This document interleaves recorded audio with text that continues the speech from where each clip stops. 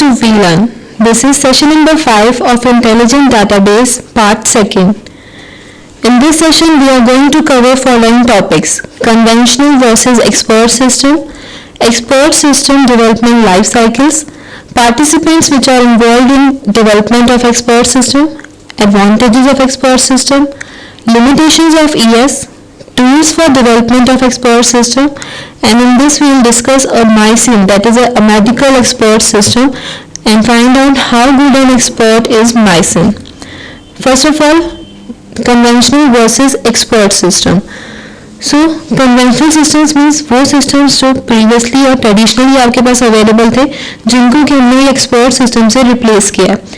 So in a conventional system we have knowledge and processing which are together combined in one sequential program. एक ही sequential program होता था, उसके अंदर हम खुद ही rules impart करते थे और ये decide करते थे कि processing कैसे होगी. But in expert system हमने उनको अलग अलग separate कर दिया. Like components, एक होता है knowledge base और एक component होता है inference का. तो हमने इन दोनों को clearly separate कर दिया है, just ये define करने के लिए कि आपके rules और वो knowledge या फिर वो fact जिसके ऊपर आपको रूल्स को अप्लाई करना है वो एक जगह प्लेस ना करके दो अलग अलग कंपोनेंट्स में है. On the other hand, in conventional system we have programs that do not make mistake because एक ही प्रोग्रामर है जो उसमें काम कर रहा है. But in expert system program can make mistake because in this a single program is divided into different components and each component is undertaken by a different programmers. In conventional system, we do not usually explain why input data are needed or how conclusion were drawn. But in expert system, we have a facility of explanation because expert system जो भी act perform करता है related to that वो एक explanation provide करता है. In conventional system, the system operates only when it is complete, but in expert system वो थोड़े से rules के ऊपर भी just operate करके आपको answer provide कर सकता है. Execution is done step by step on algorithm basis in conventional system, but in expert system the execution is done by using the heuristics and your logics. In conventional system we need complete information to operate, but in expert system अगर आपके पास कोई uncertain या incomplete information भी है तब भी वो उसके ऊपर operate करके आपको answer provide कर देगा. In conventional system effective manipulation of the large databases, but in expert system there is an effective manipulation of knowledge base because इसके अंदर आपका knowledge base है जहाँ पे वो facts represent कर रहा है, rules उस जगह पे हैं जहाँ से आपको knowledge base से extract करना है. Then in conventional system the representations and the use of data, but expert system में वो data को replace कर देता है by the knowledge term. Efficiency is the major goal when we are talking about conventional system, but in expert system effectiveness is our main goal. Then easy deals with quantitative data if we are talking about conventional system, but in expert system we easily deal with qualitative data. Then ES development life cycle, that is expert system जो develop होता है वो कौन कौन से phases से होकर ultimately developed phase में आता है. So in this expert system development life cycle we have total 6 phases. First is assessment, then knowledge executions, design, testing, documentation, and lastly we have maintenance. So this is a diagram in which we are showing 6 phases. Like firstly requirement assessment होती है, then requirements finalize होकर knowledge acquisition से हमें knowledge provide की जाती है. design phase के बाद हमें structure मिल जाता है अपने expert system का, और जब हम उसका test conduct करते हैं तो हम evaluate करते हैं कि कितना expert system ने उस particular test को pass किया है और कितना fail. Then we reach to document phase and finally document phase होने के बाद वो product launch होता है और उसके बाद उसकी maintenance phase रहती है. So एक एक phases को हम डिटेल में करेंगे. First is your assessment phase. In assessment phase we determine the feasibility and justification which is related to a problem only. Then we also define overall goal, scope of the project and also the resources which are required. So normally assessment का मतलब है कि अपने आप को prepare करना expert system बनाने के लिए. So उसके लिए सबसे पहले ये पता होना चाहिए कि problem क्या है जिसके लिए आप expert system बना रहे हो. Then ultimately goal क्या है, scope क्या होना चाहिए आपके project का, और उस project को fulfill करने के लिए कौन कौन से resources हैं जिन्हें आप use कर सकते हैं. So these all tasks are performed in assessment phase only. Then comes the knowledge acquisition phase. In this, we acquire the knowledge of the problem, involve meeting with the expert, and finally the bottleneck in the expert system development. So knowledge acquisition means ये वो phase है जहाँ पे आपने information या knowledge gate कर लिया कि प्रॉब्लम क्या है, आप एक्सपर्ट से मीट कर रहे हो just to get a certain source जिससे कि आप एक्सपर्ट सिस्टम के अंदर इनपुट की तरह फीड कर सके और अल्टीमेटली उसे यूज कर सके. Then comes the design phase. In this, we selecting the knowledge, which is representations approach and problem solving strategies. Then define the overall structure and organization of the system knowledge. After that, we select a software tool and start building an initial prototype. Prototype means a model. जिससे कि हमें ये पता चल जाए कि ultimately अगर आपका वो मॉडल तैयार हो जाएगा या सॉफ्टवेयर तैयार हो जाएगा तो वो कैसा आपको अपीयर होगा. Then it is an iterative process because जब आप इनिशियली प्रोटोटाइप बनाते हो तो वो फिक्स नहीं होता, उससे आप इंटरैक्ट करते हो और अगर आपको लगता है कि कोई प्रॉब्लम है then again you start with selecting new software tools and building some new prototype. So we can say that design is an iterative process which occurs again and again जब तक कि आप बिल्कुल फाइनलाइज नहीं हो जाए कि बेस्ट जो डिजाइन अब मुझे मिला है वो एक फाइनल डिजाइन है. Then comes the testing phase. It is an continual process because testing phase एक ऐसा फेज होता है जिसका कभी एंड नहीं होता. जो भी सॉफ्टवेयर के अंदर अगर आप चेंज भी नहीं कर रहे तब भी टाइम टू टाइम आप उसे टेस्ट करते रहते हैं जस्ट टू फाइंड कि जो भी प्रॉब्लम हम उसके अंदर फीड कर रहे हैं क्या उसका मुझे अभी भी करेक्ट आंसर मिल रहा है या नहीं. सो working closely with the domain expert that guide the growth of the knowledge and the end users guide that particular in user interface design. So this is your testing phase.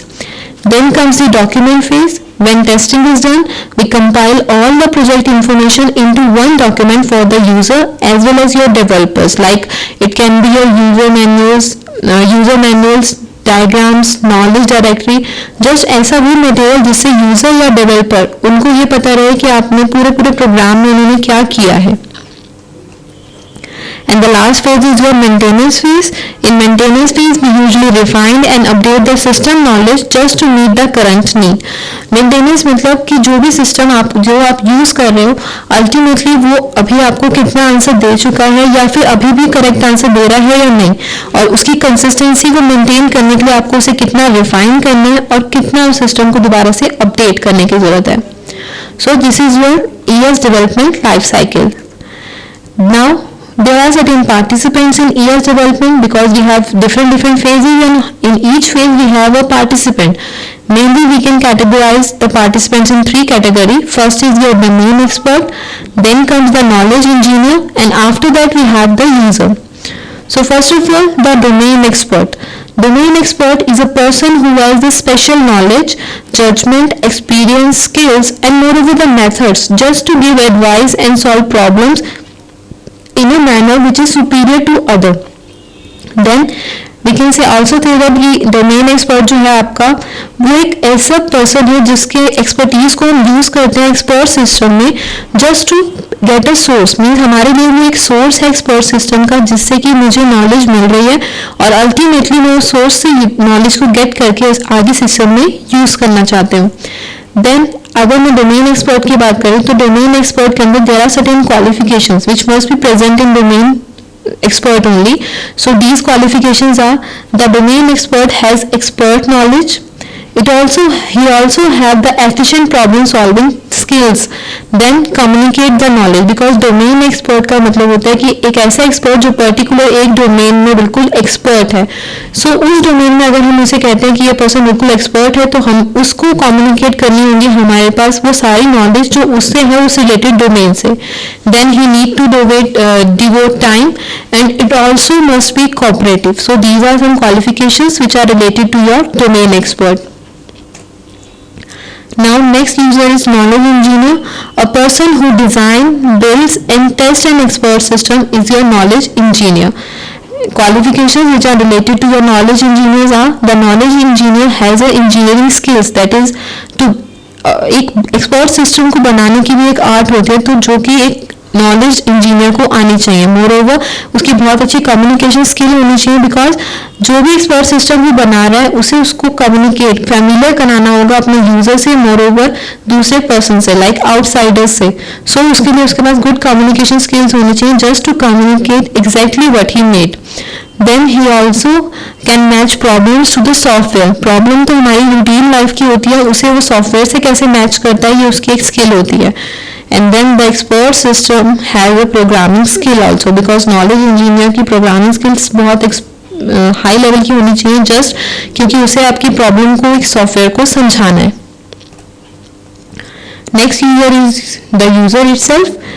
It is a person who uses the expert system once it is developed. ये कोई person है जो system से interact करता है, या फिर हम ये कह सकते हैं कि जिसके लिए एक्सपर्ट सिस्टम बनाया गया है। He can aid in knowledge acquisition phase also, just to get a broader understanding of the problem. Then he can aid in system development phase also, just to see कि system कैसे develop हो रहा है, जैसा वो चाहता था वैसे है या नहीं। एक प्रोटोटाइप दिखा दिया जाए यूजर को कि अगर उसे एंड प्रोडक्ट ऐसे मिलेगा तो क्या वो बहुत इजीली उसे यूज कर पाएगा या नहीं। Now there are certain advantages which are related to your expert system. Firstly, improved productivity, staff training, retention of scarce expertise, upgraded performance of skilled, and utilization of incomplete or uncertain information. So जो भी expert system है basically उसके अंदर ये सब advantage होनी चाहिए, because हमें उसको use करना है to get a expert solution. So उसकी productivity बहुत high होनी चाहिए। जो भी एक्सपर्टीज हम एक एक्सपर्ट से डिमांड करते हैं वो सब उसके अंदर इनबिल्ड होनी चाहिए। मोरओवर जो उसकी परफॉर्मेंस है वो ऐसी होनी चाहिए कि हमें लगे कि एक एक्सपीरियंस पर्सन हमारे पास बैठा है, और इनकम्प्लीट इंफॉर्मेशन का कैसे उसे यूटिलाइज करना है वो उसे आना चाहिए। Then the limitations of expert system. The required knowledge may not be readily available. हो सकता है कि एक्सपर्ट सिस्टम से जो मुझे सॉल्यूशन या नॉलेज चाहिए वो उसमें अवेलेबल ही नहीं है, तो वो आपको प्रोवाइड नहीं कर सकता। Moreover experts are usually unavailable और uncooperative. Then the experts may disagree. जो भी आप नॉलेज या फिर जिस भी रिगार्डिंग आप प्रॉब्लम दे रहे हैं उसे, तो हो सकता है कि जो एक्सपर्ट ने उसे जिसे बनाया है उसके लिए वो प्रॉब्लम का कुछ और ही सोल्यूशन है जो आपके अकॉर्डिंग नहीं है। Then the expert cannot explain their decision making process. Moreover, the upper management may not be supportive, and lastly, the good knowledge engineers are very rare. So, तो expert system जो आप ले रहे हैं उसके अंदर अगर आपके पास क्वालिटी इंजीनियर नहीं होंगे, नॉलेज इंजीनियर, तो एक्सपर्ट सिस्टम कभी भी इफेक्टिव बन ही नहीं पाएगा। Now there are certain rules which are used for development of expert system. So basically we use three different approaches for building this expert system. Like firstly we use a programming language, or secondly we can use a shell, and lastly we can also use an AI environment, or we call it as AI toolkit, to build our expert system. So firstly is languages. So expert system को हम special symbolic languages में लिखते हैं, या फिर conventional high level language में भी लिख सकते हैं। सो ये कुछ एग्जांपल्स हैं आपके लैंग्वेजेस के जिसमें पर्टिकुलर हम एक्सपर्ट सिस्टम को राइट कर सकते हैं just to get our solution. The next is your expert system shell. Shell means एक ऐसा प्रोग्राम जिसका हम यूज कर रहे हैं एक्सपर्ट सिस्टम बनाने में।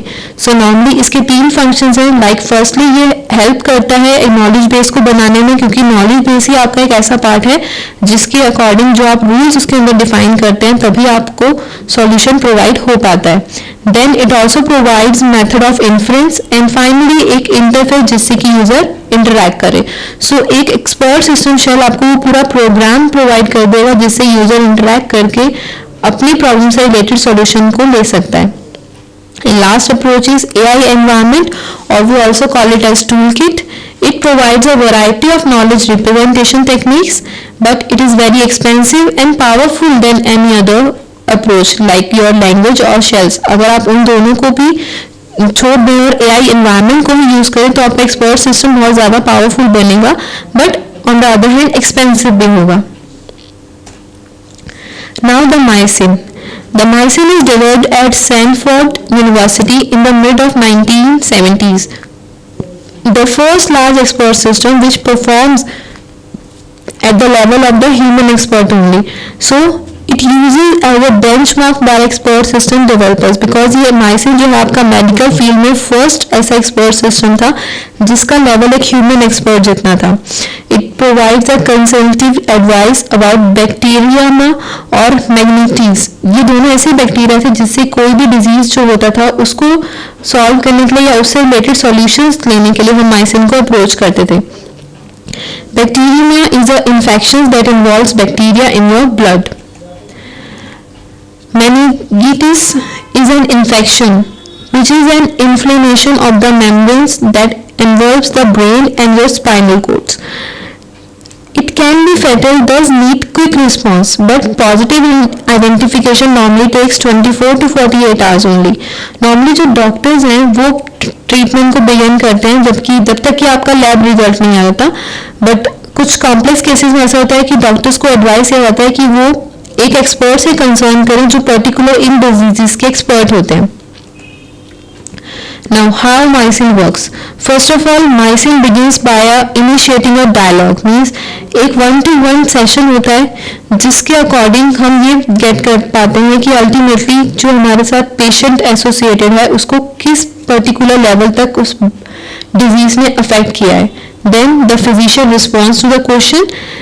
So we can say that mycin provides the diagnosis and then prescriptions. Diagnosis means पूरा ये देखना कि पेशेंट से एक डायलॉग के थ्रू इंटरेक्ट करना just to get a correct knowledge of a problem, and after that gives them a prescription.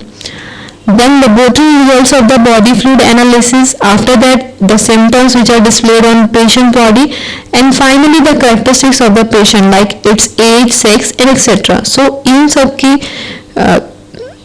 लिए ही हमें माइसिन्स की जरूरत पड़ती है. माइसिन जो है वो नॉर्मली 2 फेजेस के अंदर प्रोसेस को कंडक्ट करता है. फर्स्टली डायग्नोसिस करता है जिसका मेन पर्पस है आइडेंटिफाई करना कि कौन कौन से ऑर्गेनिजम्स ने इन्फेक्ट किया है, एंड आफ्टर दैट एंटीबायोटिक्स को सजेस्ट करना कि अगर आपको ये बीमारी है तो इससे रिलेटेड इस ड्रग को आपको लेना चाहिए ताकि इस डिजीज को आप जस्ट बिल्कुल खत्म कर सकें. So this is the example of the rule. Like first of all, if the strain of the organism is gram positive and the morphology of the organism is coccus and the growth of the conformation of the organization is clumps. So अगर ये तीनों की तीनों conditions हैं तो that means कि जो हमारे evidence है वो 0.7% है कि organism की ये एक kind हो सकती है.